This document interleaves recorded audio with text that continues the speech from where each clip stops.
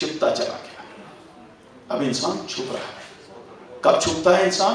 جب ترقی کرتا ہے, جب انسان بلندیوں کی طرف مائل ہوتا ہے. کسی نے دیکھا, کسی نے براق کو دیکھا, کسی نے جبرائیل کو دیکھا. ہمارے نبی اکرم صلی اللہ علیہ وسلم کا اعجاز ہے کہ جو ہم کلام ہوتے تھے جبرائیل علیہ السلام سے, جو بیٹھے اور سفر کیے اور گئے, مقام سر آیا, چھپ گیا, سب کچھ چھپ گیا اور بلند ہوئے. 7 منازل بتائی تھی, مقام خفی, اب سب کچھ چھپ گیا. جبرائیل علیہ السلام نے کہا کہ اے سرورد عالم, اب اس کے بعد جو قدم اٹھے گا میں اس سے آگے نہیں جا سکتا.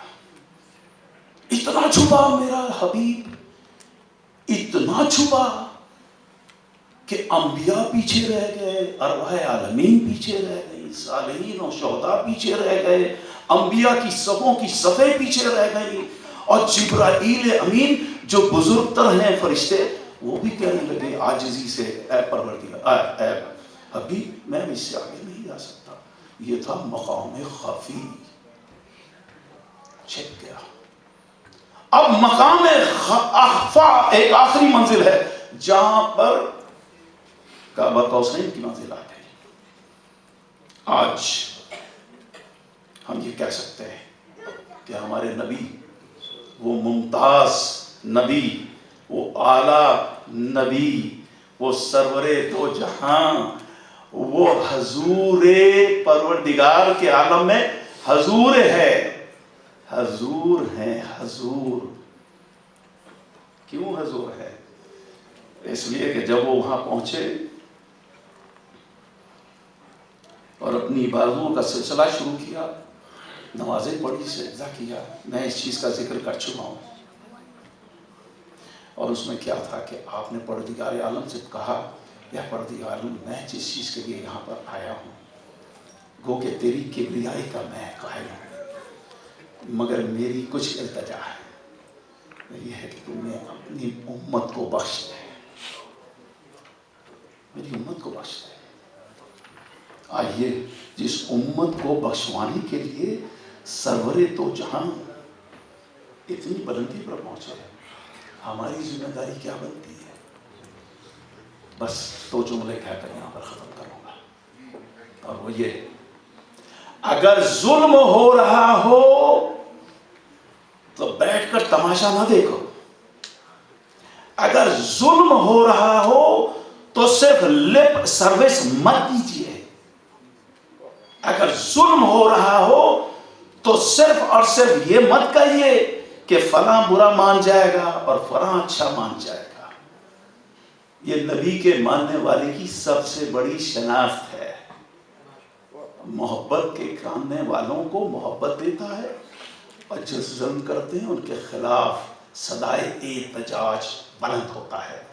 آج جو سیاہ آندھی ہمارے ملک پر چل پڑی ہے, آج جو حالات ہمارے یہاں ہو چکے ہیں, جہاں پر معصوم بچے اپنی ماں کے سامنے تڑپ تڑپ کر خون میں لت پت ہو گئے, آج جو ہمارے سامنے جہالت کے, غربت کے لوگ اپنی اولادوں کو بیچ رہے ہیں, بلکہ اپنے جسم کے اعضاء کو بیچ رہے ہیں.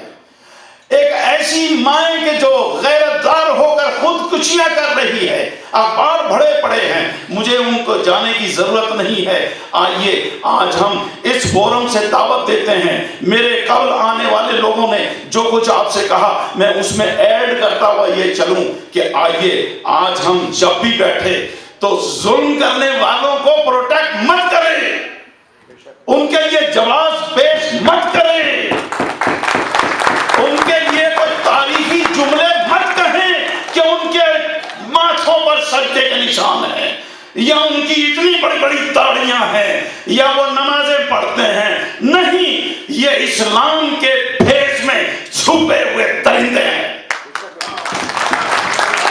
یہ اسلام کے بھیس میں چھپے ہوئے درندے ہیں. اگر کوئی شخص مجھ سے بیٹھ کر کہے کہ نہیں ایسا نہیں ہے, نہیں سر ایسا ہی ہے, یہ لوگ اس ملک کے خدا داد مملکت پاکستان جو اسلام کے نام پر حاصل کیا گیا تھا، آج میں آپ سے آپ کی پوری ذمہ داریوں کے ساتھ یہ مطالبہ کرتا ہوں کہ آج جس اسلام کے لیے اس ملک کو حاصل کیا گیا تھا وہ ذمہ داری ہم پوری کر رہے ہیں؟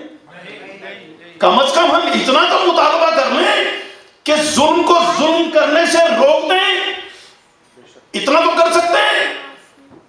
یا محفلوں میں بیٹھ کے نہیں کہ فلاں برا مان جائے گا، نہیں، بلکہ یہ دیکھیں کہ خدا اور رسول کس میں خوش ہیں. یہ مت دیکھیے کہ فلاں ڈکٹیٹر یا فلاں لیڈر خوش ہوگا، نہیں. آخر میں